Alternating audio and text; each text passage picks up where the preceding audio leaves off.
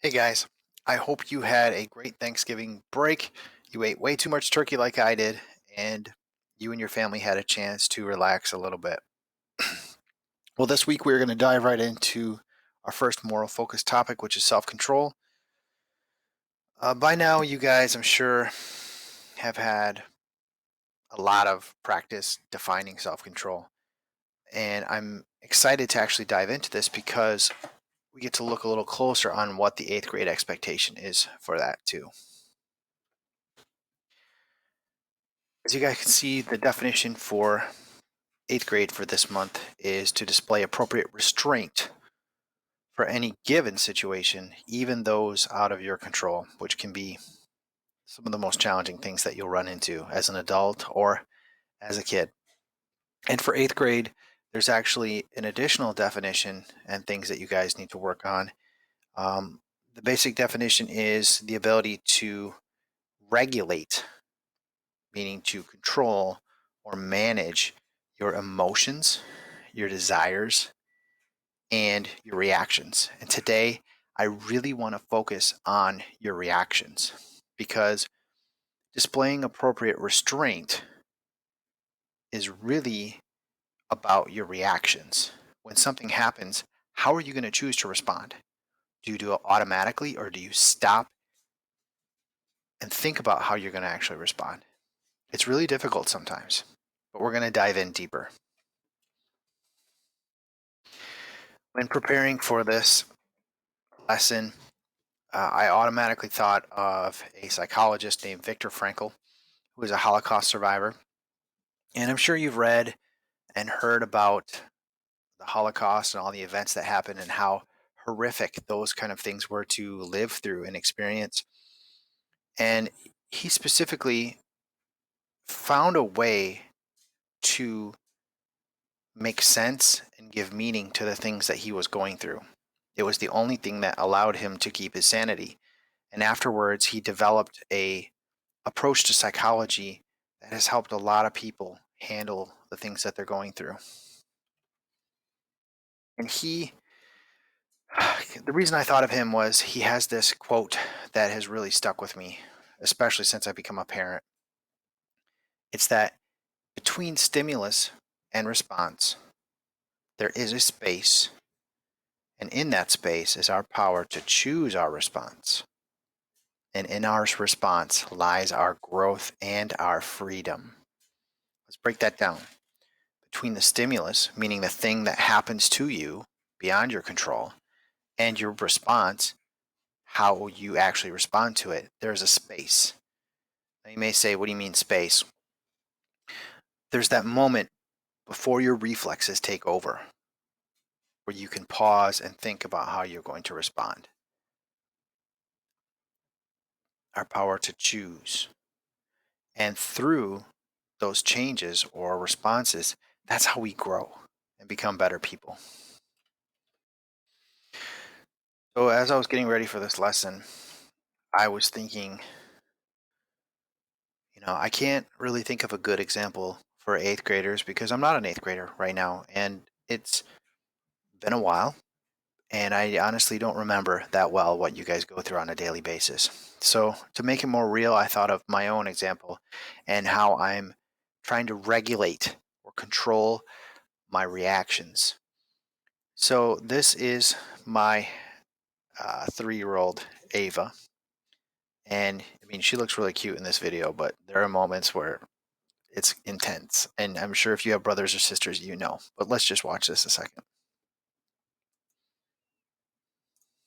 What do you got? They got turkey hat on. Hold on, let's restart that. What do you got? They got turkey hat on. Can I hear your gobbles? Gobble gobble. Let me see it. So, me and my reactions with Ava have been really challenging lately. Like I said, she is 3 and she's getting to that age where she's becoming so independent. And she has 2 younger brothers who are 1. And if you've ever been in a room where there are 3 kids trying to share toys and things, it gets pretty intense. They got turkey. As you can see, you can kind of imagine where this is going. So, with sharing, the specific example that I'm thinking of was one of my chores around the house is to clean up the dinner table afterwards. And it involves sweeping with a broom, all the stuff that gets underneath the table. And I thought it would be fun to buy a kid-sized broom for her. But the problem is, as soon as we received it, it just became this huge like battle royale of who's gonna have the the new toy. And there is a specific situations where Eddie will be playing with it, and then she'll just come up without saying anything and just take it and yank it out of his hand. And before you know it, Eddie starts screaming, and then I go from like 0 to 100. I see red and I'm so upset because I think Eddie is hurt. I think she is not sharing. It's his turn. And I just go there and I don't physically choose my response. It just pops out. And I'm sure your parents can relate to this. You should ask them about this. But like one instance of sharing a toy is not a huge thing. But you need to understand that this interaction has happened hundreds of times already in over the last year. And part of it is I'm just very having a hard time being patient. Um, so what usually happens, like I said, is Ava starts screaming, Eddie starts screaming, um, and before you know it, I'm feeling ashamed that I grabbed her hand and yelled at her. And to be honest, at that moment, I feel like a bad parent. But what if in that moment there is a space between where I can respond differently? And I'm not saying I do it right every time, but there are more times now that I'm responding in a positive way. I'm choosing to respond in a positive way than a negative way. So what if instead of exploding, I literally like counted in my head to 4 and then calmly said that that's not okay and we're trying to teach your brothers how to share.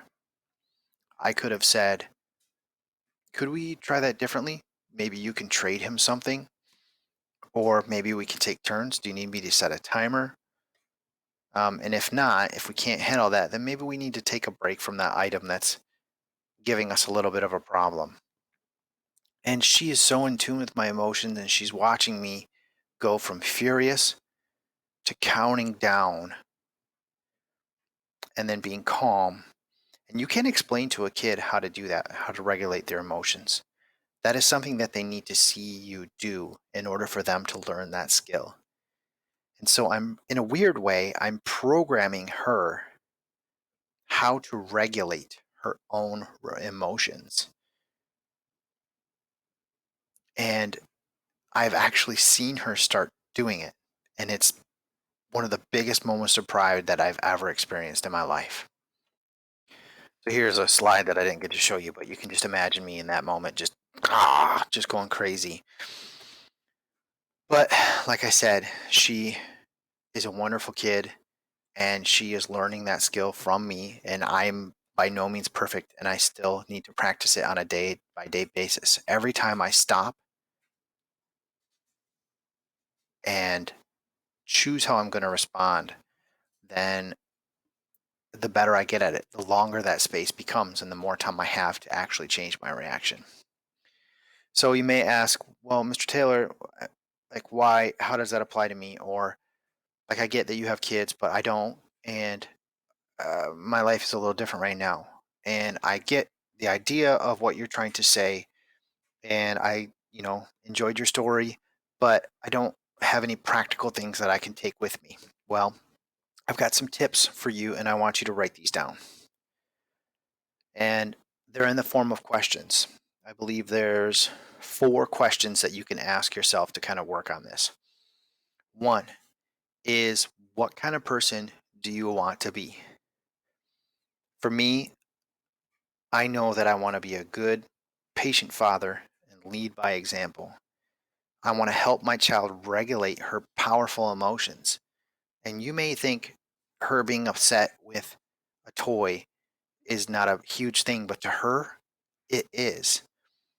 And I want to allow her to practice in a place where she feels safe. So, what kind of person do I want to be? Here's the second one. Why did I act in that way? And for me, I think I'm upset because I'm not actually fixing the problem. It keeps happening and I'm feeling like it will never stop. That's not necessarily true, but that's in the moment, that's how I feel. I go straight to that level. So, why did I act in that way? 3, what's the outcome of my actions? For this one, it's super easy.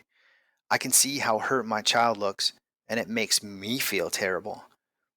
By accepting and experiencing those feelings, it pushes me to take action and change. You can't be in denial and grow.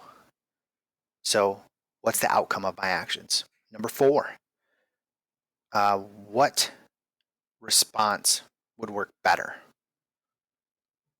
What response would work better?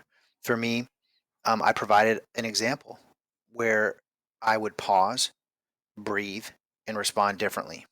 It literally, I some days, especially when I'm having a rough day, and like let's say I'm home with the kids by myself, and it's one of those days. I will literally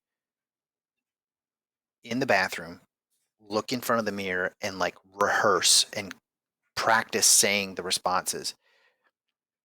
Oh, Ava, we need to show your brothers how to do that. Should we take turns? If we can't do that, then maybe we should probably give it a break for a little bit. And I will practice it over and over again because what that's doing is it's training my brain to have that response. So that way, in the moment, I don't have to think of what to say. I've got something ready to go and I'm more likely to say it. So, what response would work better? And then finally, in this process, the last question is: am I being compassionate to myself? Am I giving myself enough time to get this right? And am I being too hard on myself? Parenting is hard and it's a process, and I'm still learning. And I should balance my responsibility. Um, and like I said, try not to be too hard on myself. That encourages me to keep going and keep growing. So, the 5.